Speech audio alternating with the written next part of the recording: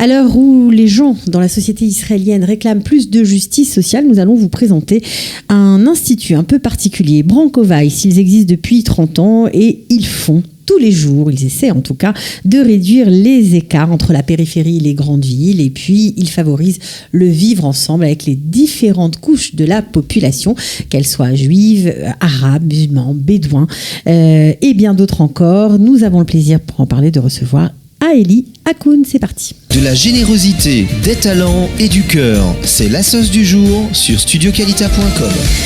Aélie, bonjour. Bonjour Cathy. Aélie Hakoun, on vous présente, pour ceux qui ne vous connaissent pas, vous êtes directrice du développement et des partenariats au sein de Brankovaïs Institut. Vous occupez bien sûr de l'international pour ce genre de partenariat.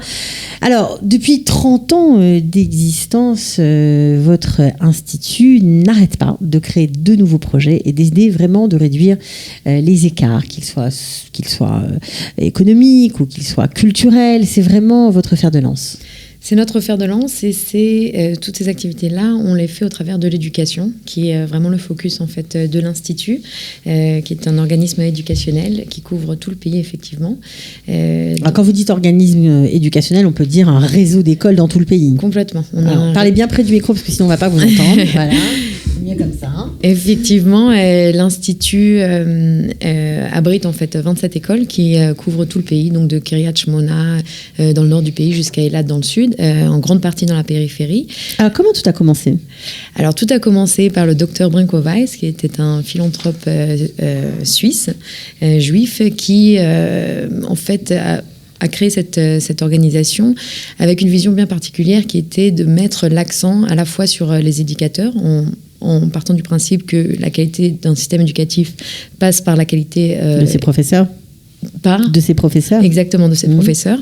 Et également, en fait, une approche très holistique qui comprend cet élément dont vous avez parlé, de coexistence. En fait, toujours se vivre ensemble, cette coexistence, et de rapprocher toute la société. Les populations, voilà, toute la société. Alors, ça veut dire quoi ?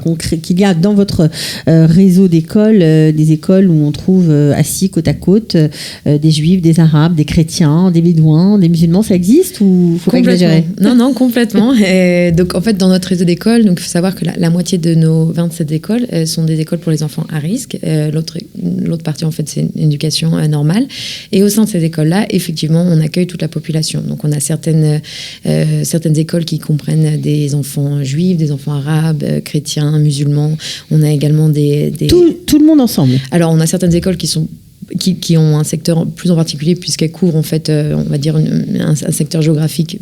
Oui, il y a par exemple plus de bédouins, de musulmans que de juifs, d'accord. Et on en a d'autres qui sont effectivement des écoles plus mixtes. On a des écoles également qui sont mixtes dans le sens où elles réunissent des enfants chilonim et haridim ensemble, donc des laïcs, voilà, des orthodoxes ou des ultra-orthodoxes. Oui. Et on a aussi des écoles qui sont mixtes avec des enfants arabes, juifs, qui étudient côte à côte et voilà, donc étalés sur tout le pays et en grande partie dans la périphérie. D'accord. Alors, est-ce que l'éducation est gratuite chez vous ?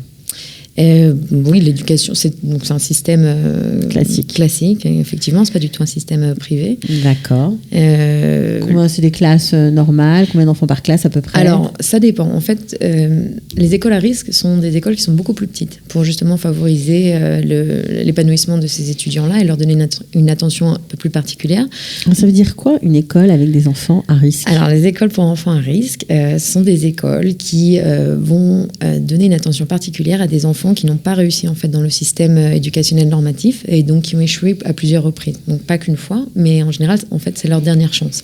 Donc ils ont échoué une fois, 2 fois, ils sont déjà sortis du système scolaire et donc ces écoles-là vont les accueillir. Ils les récupèrent. Exactement. On les rattrape par la chemise. On va les rattraper. En gros, ça couvre plutôt tout ce qui est le lycée. Voilà, donc c'est la Khativa Eliona.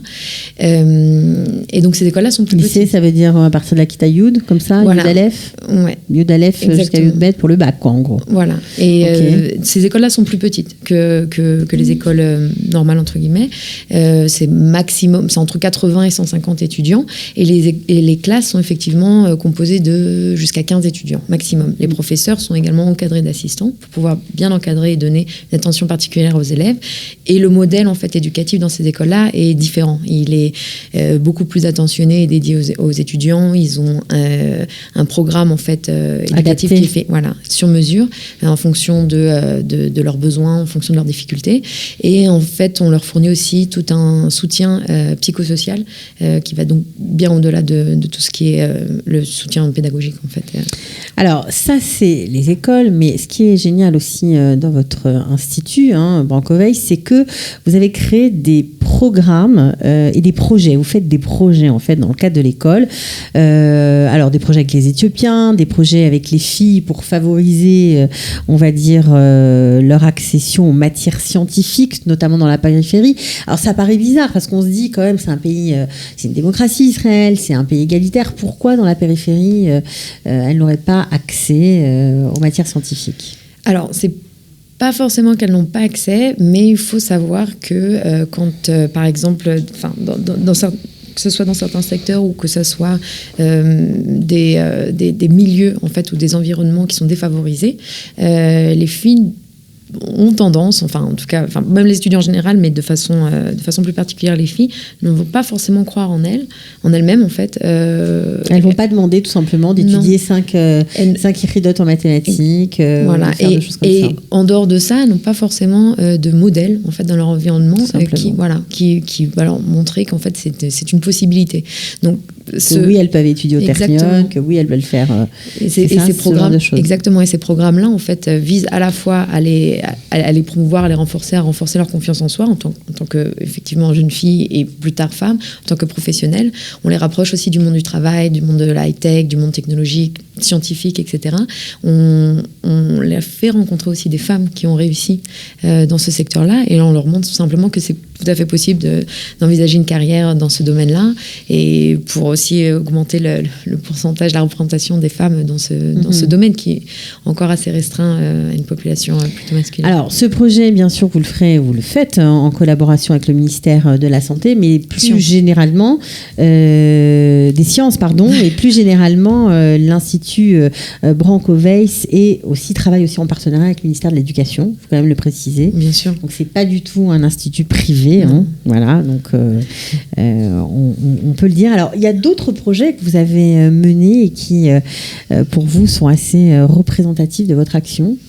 Oui, on a un projet qui est très transversal en fait et qui part effectivement de cette vision de l'Institut de coexistence, de vivre ensemble, qui s'appelle en hébreu Shonim Beyachad, qui se traduit par différents ensembles, qui couvre toutes nos écoles et qui en fait vise vraiment à créer cette espèce de terrain en fait d'entente dans lequel on favorise la rencontre, un forum en fait de rencontre et de dialogue qui permet en fait à tous à la fois aux étudiants mais aux éducateurs, ça c'est important de le préciser aussi parce qu'on travaille sur les deux niveaux, toujours on travaille sur les deux niveaux, de se rencontrer, de favoriser le dialogue et de partager en fait des activités. Une expérience ensemble. Voilà. Alors quelle expérience vous allez partager dans ce projet Shonim Beyachad? Alors dans Shonim Beyachad par exemple, on a des initiatives qui sont assez émouvantes comme on a une chorale qui est composée d'étudiants arabes et juifs, donc des étudiants juifs de Beth Shemesh et des étudiants arabes de El Rafa et Nakouba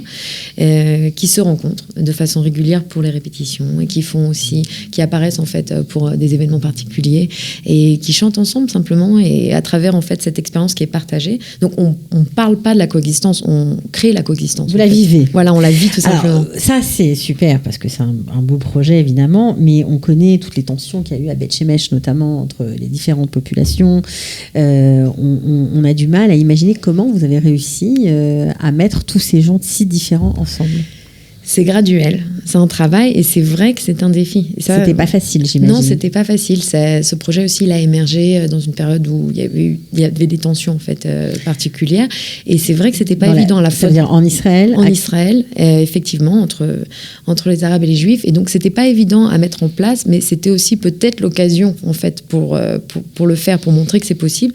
Et effectivement, parfois, que ce soit les étudiants ou que ce soit les parents, au début pouvaient avoir quelques réticences à cette idée-là. Mais le fait que ce soit fait dans un cadre quand même scolaire encadré par des professeurs, encadré par l'Institut Branco-Weiss, a quand même permis de pouvoir développer ça. Et de façon graduelle, on a vu le changement des mentalités, le changement d'approche.